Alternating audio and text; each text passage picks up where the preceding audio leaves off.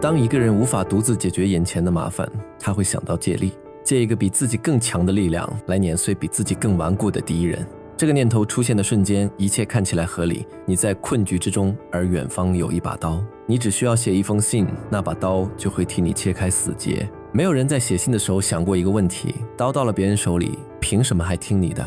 中平6年，公元189年，大将军何进正在写这封信。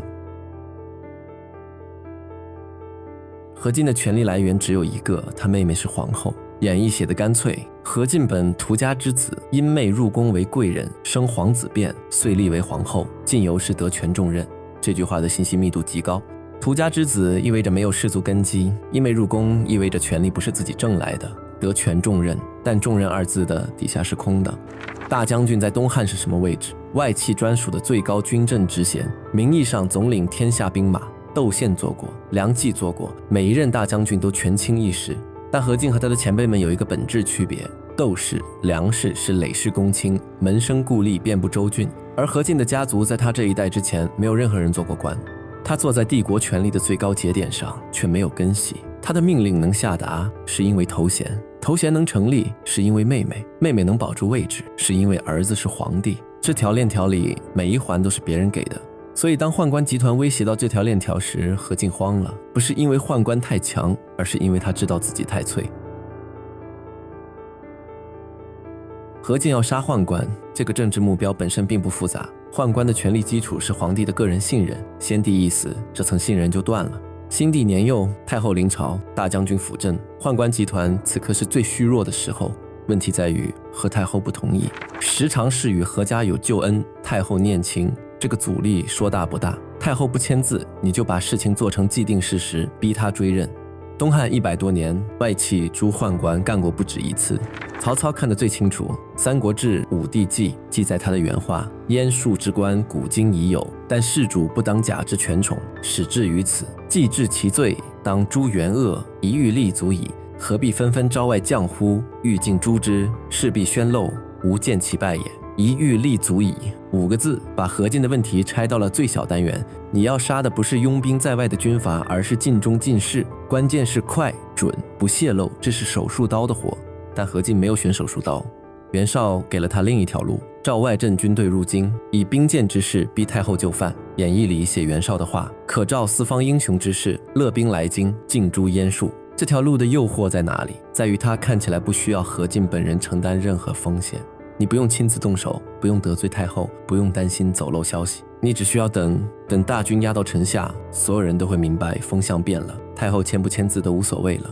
主簿陈琳的劝阻几乎是在喊：大兵聚会，强者为雄。所谓倒持干戈，授人以柄。何进没听，他选了那条看起来最安全的路，而所有看起来最安全的路，都是把风险推迟到自己看不见的地方。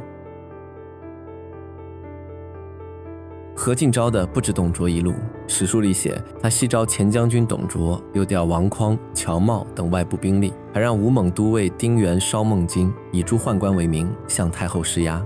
但所有人都知道，真正危险的是董卓。董卓此时是什么人？前将军，领并州牧，手握西凉铁骑，这是帝国最能打的一支野战部队。他驻扎在河东，距洛阳不过数日路程。何进的信送到时，他正在等这样一个机会。《后汉书·董卓传》记载，董卓接到征召后，即日引兵赴京，没有犹豫，没有讨价还价。一个拥兵自重多年的边将，突然被合法的邀请进入帝国心脏，这不是他的风险，这是他的机遇。停在这里想一个问题：何进以为他在下一步棋，但这步棋的逻辑从一开始就是反的。你招一个有兵的人来帮你，他来了以后，他的兵听谁的？听他的。他帮你办完了事，你让他走，他凭什么走？你拿什么让他走？你手里有比他更多的兵吗？没有。你有制约他的制度工具吗？没有。你把他请来，本身就绕过了所有制度。何进甚至没有等到董卓进城。8月，十常侍抢先动手，何进入宫，被宦官伏杀于嘉德殿。袁绍、袁术率兵反杀宦官，洛阳城内一夜火起，宫廷血流成河。少帝与陈留王仓皇出奔，最后在北邙一带被董卓引导。从这一刻起，皇帝落进了董卓的视线，也落进了董卓的军队半径里。董卓进洛阳的那一刻，他面前是一片政治真空。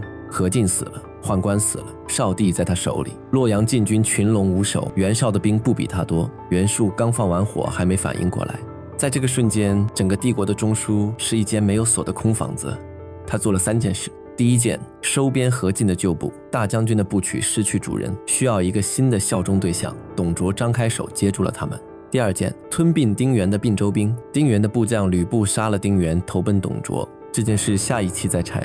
第三件，废少帝，立陈留王为献帝。3步走完，他不再只是一个进京的边将，通往相国的路已经被他踩出来了。掌控天子，掌控军队，掌控官员任免。演义用大量篇幅写他进京后的暴行，废帝，镇杀何太后，夜宿龙床，糟蹋宫女，每一笔都在把董卓推向纯粹的恶。但这里有一个值得拆开的问题，罗贯中为什么要这么写？演义对董卓的处理是一种非常自觉的叙事选择。如果你把董卓写成一个因为系统崩溃而被吸入权力真空的军阀，那故事就不好看了，因为这意味着没有人是罪魁祸首，坏的是系统，是何进的愚蠢，是外戚宦官100年拉锯的结构性崩盘。这个答案太复杂，也太令人不安。罗贯中需要的是一个起点，一个清晰的、不可辩驳的恶，从这个恶出发，才能生长出后面所有的义。关东联军的义，曹操刺杀的义，三兄弟并肩的义，没有纯粹的暗，就衬不出后面的光。